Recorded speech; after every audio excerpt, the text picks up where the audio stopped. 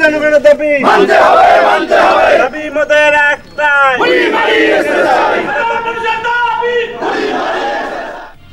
বুড়িমারি থেকে আন্তনগর ট্রেন চলাচলের দাবিতে লালমনিরহাটে রেলপথ ও মহাসড়ক অবরোধ।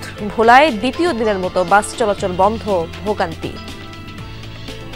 আগে বাস ভাড়া দিয়ে যেতাম 30 টাকা, এখন বাস চলে না, আমার ভাড়া প্রায় 2 গুণেরও বেশি। এখান থেকে বড় ভাড়া দিতে আছে আমাকে লালমন থেকে নিব সরবেশন, তাতে আমার ভাড়া বেশি লাগতে আছে। মাগুরায় শিশু আসিয়া ধর্ষণ ও হত্যা মামলায় দ্বিতীয় দিনের সাক্ষী দিলেন 3 জন। আগামীকাল আবারও সাক্ষ্য গ্রহণ হবে। মৌসুম শুরু আগেই সাতক্ষীরায় কৃত্রিমভাবে পাকানো আম বাজারে তুলছে অসাধু ব্যবসায়ীরা। অপতৎপরতা বন্ধে সচেষ্ট প্রশাসন।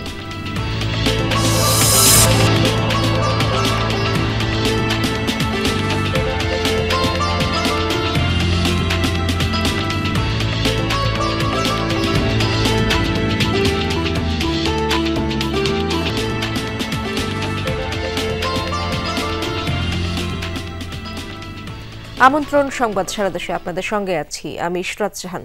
এতক্ষণ শিরোনাম দেখছিলেন, এবার বিস্তারিত খবরাখবর। আন্তনগর ট্রেন বুড়িমারি এক্সপ্রেস লালমনিরহাট স্টেশনের পরিবর্তে বুড়িমারি থেকে চলাচলের দাবিতে টানা রেলপথ অবরোধের পাশাপাশি আজ মহাসড়ক অবরোধ করেছেন আন্দোলনকারীরা। সকাল থেকেই পাটগ্রাম ও হাতিবান্ধা স্টেশনে বিক্ষোভ শুরু করেন স্থানীয়রা। অবরোধ করা হয় বুড়িমারি ঢাকা মহাসড়কের কালীগঞ্জের ভোটমারি থেকে পাটগ্রাম পর্যন্ত অংশ। এতে দেখা দেয় দীর্ঘ যানজটের। ভোগান্তিতে পড়েছেন যাত্রীরা। বুড়িমারি থেকে ঢাকা রুটে বুড়িমারি এক্সপ্রেস চলাচলের দাবিতে গত 21শে এপ্রিল থেকে প্রতিদিন লালমনিরহাট বুড়িমারি রেলপথ অবরোধ করে আসছেন আন্দোলনকারীরা। এতে প্রায় 8 দিন ধরে এই রুটের 4টি লোকাল ট্রেন চলাচল বন্ধ রয়েছে। স্থানীয়রা জানায় এর আগে বহুবার দাবি পূরণের আশ্বাস দেওয়া হলে তা পূরণ হয়নি। 2024 সালের 12ই মার্চ উদ্বোধনের দিন আন্তনগর ট্রেনটি সরাসরি বুড়িমারি থেকে ঢাকার উদ্দেশ্যে যাত্রা করে। তবে পরদিন থেকে লালমনিরহাট স্টেশন থেকে শুরু হয় চলাচল। লালমনিরহাট বুড়িমারি পর্যন্ত ট্রেনটি সচলভাবে চলাচলের জন্য দাবি আদায় করার উদ্দেশ্যে এখানে সমবেত হয়েছি। এই ট্রেন লালমনিরহাট পর্যন্ত দিয়ে আবার চেঞ্জ করে মানুষ ঢাকা যাবে, এটা যে কত বড় হয়রানি। মানে আমরা অধিকার পেয়েও অধিকার ভোগ করতে পারতেছি না। ওরা রেলে করবে, এখানে রোডে করতেছে তারা। এখন আমাদের যাত্রীর ভোগান্তি, আমরা খালি খাইলা গাড়ি নিয়ে যাচ্ছি। দর্শক, এ বিষয়ে আরো জানবো আমার সহকর্মী আনিসুর রহমানের কাছ থেকে। আনিসুর, টানা এই অবরোধের কারণে তো অনেক ভোগান্তি চিত্র দেখছেন আপনি। অবরোধের বর্তমান পরিস্থিতি কেমন দেখছেন জানাবেন, এবং যানজটের কি অবস্থা?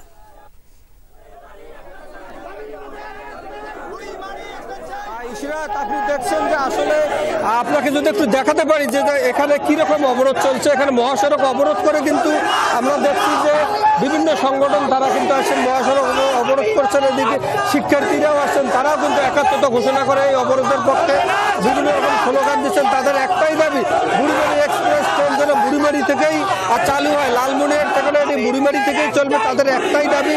আর এই দাবির পক্ষে কিন্তু বিভিন্ন পেশাজীবীর লোকজন, তারা কিন্তু সর্বস্তরের লোকজন রেলপথ সড়কপথ অবরোধ করছেন।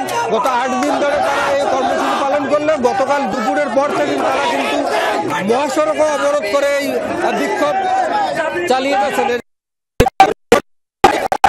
বাস, ট্রাক, বিভিন্ন যানবাহন আটকে পড়ে আছে। আমরা দেখেছি হাতিবান্ধা এবং পাটগ্রাম উপজেলার 35 কিলোমিটার রাস্তায় বিভিন্ন স্থানে বাস ট্রাকগুলো দাঁড়িয়ে আছে। তারা কিন্তু চরম দুর্ভোগ কথা বলেছি। তারা অনেক ড্রাইভার এবং ভুক্তভোগী বলেছেন তারা গতকাল রাত থেকে তারা এই অবস্থায় আছেন। তাদের নিষ্কাশন সহ খাওয়া দাওয়া সব বিভিন্ন সমস্যা আছে। তবে যারা আন্দোলন করছে বুড়িমারি এক্সপ্রেস ট্রেন দ্রুত যেন বুড়িমারি রেল স্টেশন থেকে চালু হয়, তাদের এইটাই দাবি। আনিস, ধন্যবাদ আপনাকে। বাস ও সিএনজি অটোরিকশা শ্রমিকদের মধ্যে হাতাহাতির জেরে ভোলায় দ্বিতীয় দিনের মতো বন্ধ রয়েছে বাস চলাচল। সকাল থেকে অভ্যন্তরীণ 5টি রুটে কোনো বাস চলাচল করেনি। এতে বিপাকে পড়েছেন এই অঞ্চলের শিক্ষার্থী, চাকরিজীবী সহ হাজারো যাত্রী। গণপরিবহন বন্ধ থাকায় মোটরসাইকেল, অটোরিকশা সহ ছোট যানবাহনে গন্তব্যে পৌঁছাচ্ছেন তারা। গুনতে হচ্ছে বাড়তি খরচ, তবে ছেড়ে গেছে দূরপাল্লার বাস। এর আগে রোববার বিকেলে চরফ্যাশনে যাত্রী উঠানোকে কেন্দ্র করে বাস ও সিএনজি অটোরিকশা শ্রমিকদের মধ্যে হাতাহাতির ঘটনা ঘটে। এরই জেরে সন্ধ্যা থেকে জেলার সব রুটে বাস চলাচল বন্ধ করে দেওয়া হয়।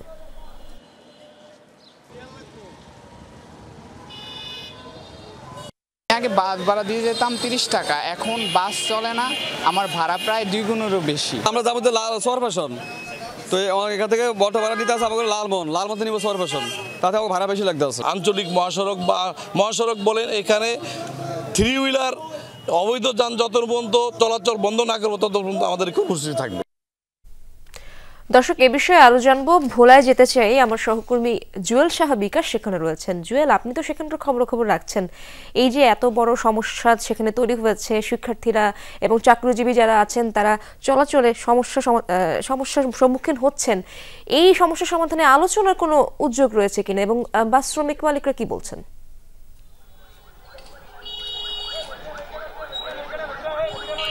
ইরশাদ, কিছুক্ষণ আগে আমাদেরকে বাস শ্রমিক ইউনিয়নের যে সাধারণ সম্পাদক আব্দুল মান্নান, তিনি আমাকে কিছুক্ষণ আগে জানিয়েছেন যে তারা জেলা প্রশাসকের মাধ্যমে দুই পক্ষের মধ্যে একটি সমঝোতার বৈঠকে বসবেন। হয়তো সেখানে তাদের দাবি দাবা পূরণ হলে হয়তো এই বাস চলাচল আবার নতুন করে শুরু হবে।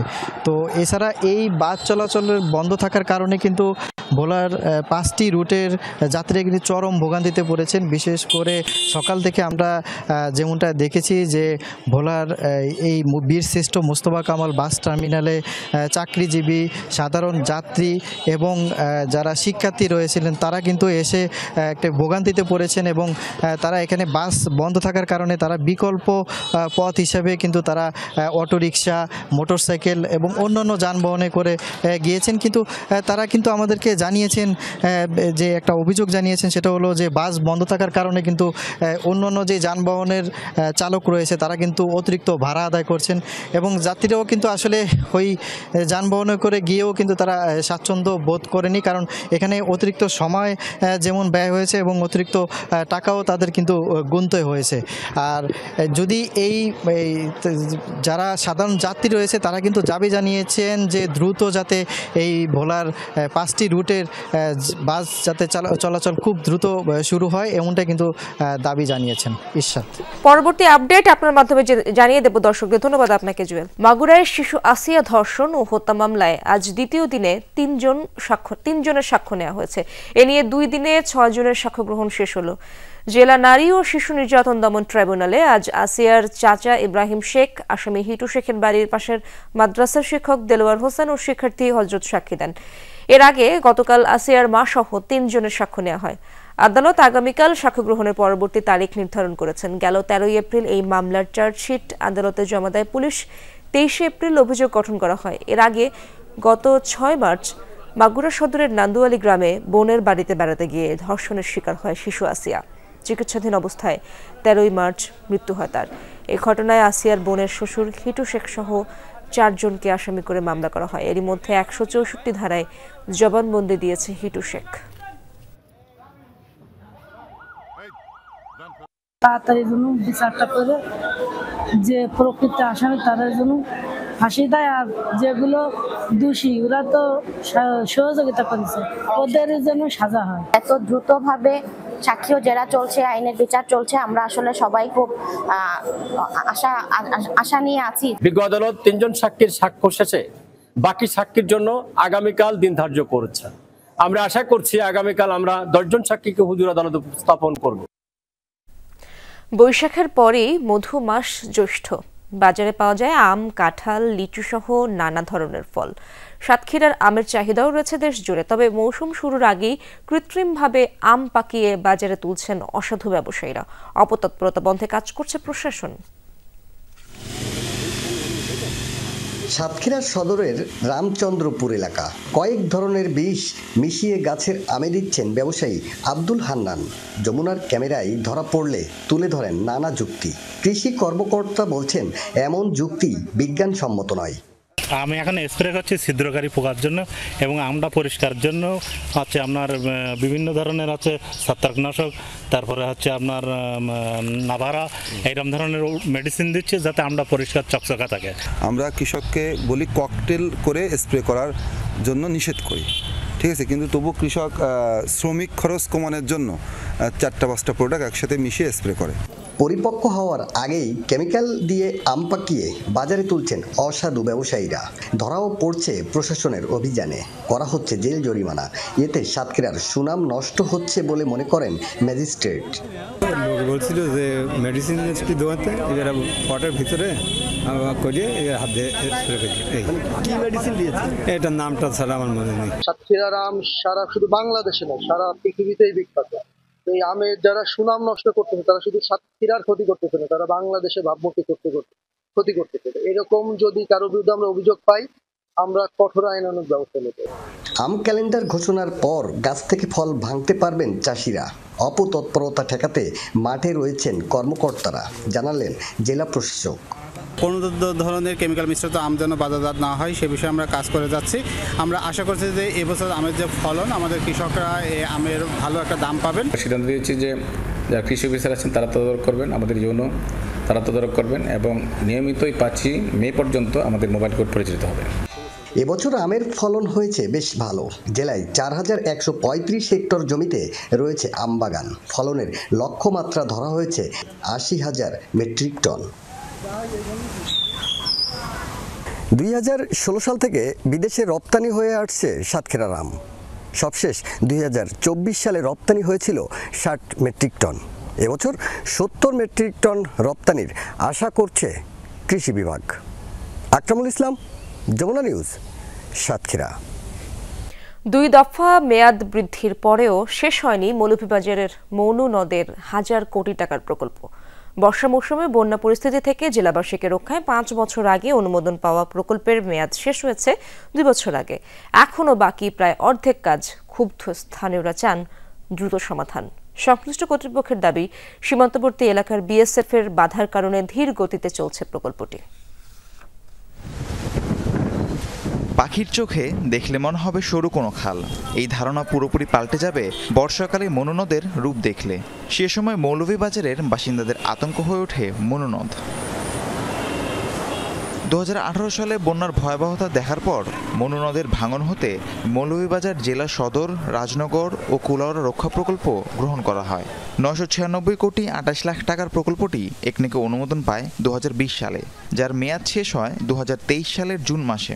কিন্তু নির্ধারিত সময়ে কাজ শেষ না হওয়ায় 2 দফা মেয়াদ বৃদ্ধি করা হয়।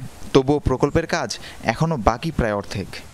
ও তো 9 লক্ষ টাকা নিব আইছে, অনুই কাম করে 3 বছর ধরিয়া কদিন করে আর বার যায়গি। বাড়িঘর সব যাইতাছে কি ভাঙ্গিয়া, একবারে নদী একবার যাইতা সব ভাঙ্গে যার কি আমার খোয়ার মতো আর তো কোনো জায়গায় নেই। খারে কইম আমরা খামটা তো 5 বছর ধরে করে একটু করে করিয়া বাদ দিয়া তো রাখে। আজ 5 বছর ধরে খাম হর, এখন আমরা সমস্যা হয়েছে একটু গুলা দিলেই আমরা ঘরে উঠে পানি উঠি যায়। পানি উন্নয়ন বোর্ডের দাবি, ভূমি অধিগ্রহণ জটিলতা এবং সীমান্তবর্তী এলাকায় বিএসএফ এর বাধার কারণে ধীর গতিতে চলছে প্রকল্পের কাজ। কাজের কিছুটা ধীর গতি, সেটা হলো অর্থ বরাদ্দের কিছুটা সমস্যা, প্লাস হইলো আমাদের ভূমি অধিগ্রহণের কিছু প্রবলেম। কয়েকটা পয়েন্ট আছে, 3টা পয়েন্ট, সেটা বিএসসি এর বাধার কারণে আমরা করতে পারতেছি না। সেটা যদি আমরা সমাধান করার জন্য আমরা অলরেডি জিআরসির মাধ্যমে আমরা চেষ্টা চালা যাচ্ছি। বন্যা সমস্যার স্থায়ী সমাধানে প্রকল্পের কাজ দ্রুত শেষ করার দাবি তীরবর্তী এলাকার বাসিন্দাদের। রাহিম সারোয়ার, যমুনা নিউজ। প্রান্তিক মানুষের আইনি সুরক্ষায় আশার আলো দেখাচ্ছে হবিগঞ্জ লিগ্যাল এইড অফিস। অর্থাভাবে ন্যায় বিচার বঞ্চিত হাজারো মানুষ বিনামূল্যে পাচ্ছে আইনি সহায়তা। বিকল্প পদ্ধতিতে বিরোধ নিষ্পত্তি আর ক্ষতিপূরণ আদায়ে প্রতিষ্ঠানটি রাখছে দৃশ্যমান ভূমিকা। গত 4 বছরে নিষ্পত্তি হয়েছে আবেদনের 56% বিরোধ। জ্যেষ্ঠ আইনজীবীরা মনে করেন, অভিজ্ঞদের সম্পৃক্ততা বাড়ালে ন্যায় বিচার আরও দ্রুত ও সহজলভ্য হবে। বয়স মাত্র 13, বইয়ের পাতায় যখন স্বপ্ন আঁকার কথা, তখন বাবার বন্ধুর কোনো জোরে পড়ে এলোমেলো হয়ে যায় নিষ্পাপ কিশোরীর জীবন। নানা ভয়ভীতি আর সামাজিক শঙ্কায় কাবিন ছাড়াই মেয়েকে 35 ঊর্ধ্ব ব্যক্তির সাথে বিয়ে দিতে বাধ্য হন ভূমিহীন বাবা। এরপর থেকেই ছোট্ট শরীরে শুরু হয় অমানসিক নির্যাতন। হাসপাতালেও ভর্তি হতে হয় হবিগঞ্জ বানিয়াচংয়ের গুনুই গ্রামের 5ম শ্রেণী পড়ুয়া কিশোরীকে। নেশা হয়ে এত মানুষের মাথা ঠিক থাকে না, আমারে অমুক এই ধরনের সেই ধরনের কথা বলে, এমন মার দেয় আমারে, আমার অবস্থা একবারে সিরিয়াস। আমার মেয়ে বিয়া করবার লাগে অনেক জোর করে, দেখি যদি না দেই তার বাইল মতো সে জুড়ে নিব। নির্যাতনের মাত্রা চরমে উঠলে সাহস করে ওই কিশোরী ছুটে যায় আইনগত সহায়তা প্রদান সংস্থা লিগ্যাল এইড অফিসে। 50,000 টাকা ভরণ পোষণ আদায়ের পর ছিন্ন হয় মৌখিক বৈবাহিক সম্পর্ক। এরপর মা বাবার ছায়ায় ফেরে কিশোরী। দেশে ছুটে আসেন সৌদি প্রবাসী মা। আদালতে যাওয়ার পরে আমি এতটুকুই পাইছি যে তার অত্যাচার থেকে বাঁচতে পারছি, আমি আমার মা বাবার কাছে আসতে পারছি। ফোন করে ফোনে যে বাচ্চাটা কান্দে, এই যে মারছে, অনেক কষ্ট, খালি আম্মা তুমি বাংলাদেশে, আম্মা তুমি বাংলাদেশে। জেলার লিগ্যাল এইড অফিসে জমে আছে এমন হাজারো গল্প। গত 4 বছরে 1566টি আবেদনের বিপরীতে বিরোধ নিষ্পত্তি হয়েছে 878টি। আইনি সেবা দেওয়া হয়েছে 3,324 জনকে। ক্ষতিপূরণ আদায় হয়েছে 2,35,67,000 টাকা। মাস 1.5 মাসে বিষয়টা শেষ হয়ে গেছি, আমরা খুব একটা শান্তি পাইছি। আমার নিয়ে বিচার পাইছি, আমার টাকা পয়সা লাগছে না, বিনা টাকায় আমার অনেক উপকার হয়েছে। আমার টাকা পয়সা নাই, আমি ভিক্ষা করে খাইতেছি, আমি পরিবারে আমি আশ্রয় হয়েছি। প্রান্তিক মানুষের সেবায় প্যানেলভুক্ত আইনজীবী রয়েছেন 45 জন। তবে নামমাত্র সম্মানী আর সুযোগ সুবিধার অভাবে মামলা পরিচালনায় আগ্রহ হারাচ্ছেন তারা। ফিসটা সন্তোষজনক নয়, যার ফলে অনেক যারা প্রাইভেট মামলা লইয়া এঙ্গেজ থাকে, ওনারা ওই মামলাটা পরিচালনা করতে অনেক সময় শিথিলতা আসে। ডিসেম্বরে মনে বিল পাওয়া গেছে, এরপরে 3 মাসের আমার আর মনে নাই, কিন্তু এই মাসে আবার পাস হবে। জ্যেষ্ঠ আইনজীবীরা বলছেন অভিজ্ঞ আইনজীবীদের সম্পৃক্ত করা গেলে প্রান্তিক জনগোষ্ঠী দ্রুত ন্যায় বিচার পাবে। মানবতার সেবা করলে দরিদ্র মানুষই বলেন আর যে কোনো মানুষই বলেন, মানবতার সেবা করতে হলে সেটা অর্থ বিবেচনায় চিন্তা করা উচিত না। লিগ্যাল এইডের কার্যক্রম পরিচালনার ক্ষেত্রে বিজ্ঞ আইনজীবী নিয়োগ করা এবং তাদের উপযুক্ত সম্মানের ব্যবস্থা। আইনজীবীরা মামলা চালাতে অনেকটা নিরুৎসাহিত হন। যদি তাদের সম্মানটা সম্মানজনকভাবে দেওয়া হয় তাহলে হয়তো তারা এই মামলাগুলো চালানোর ব্যাপারে আরো উৎসাহিত হবে। অর্থাভাবে থেমে থাকা স্বপ্নগুলোকে নতুন আশা দেখাচ্ছে এখানকার লিগ্যাল এইড অফিস। সচেতনতা আর প্রচার বাড়ানো গেলে বিনামূল্যের এই সেবায় যুক্ত হবে হাজারো অসহায় মানুষ। প্রদীপ দাস সাগর, যমুনা নিউজ, হবিগঞ্জ। দর্শক, এই ছিল সংবাদ সারা দেশের এখনকার আয়োজনে। এতক্ষণ যারা সঙ্গে ছিলেন সবাইকে ধন্যবাদ।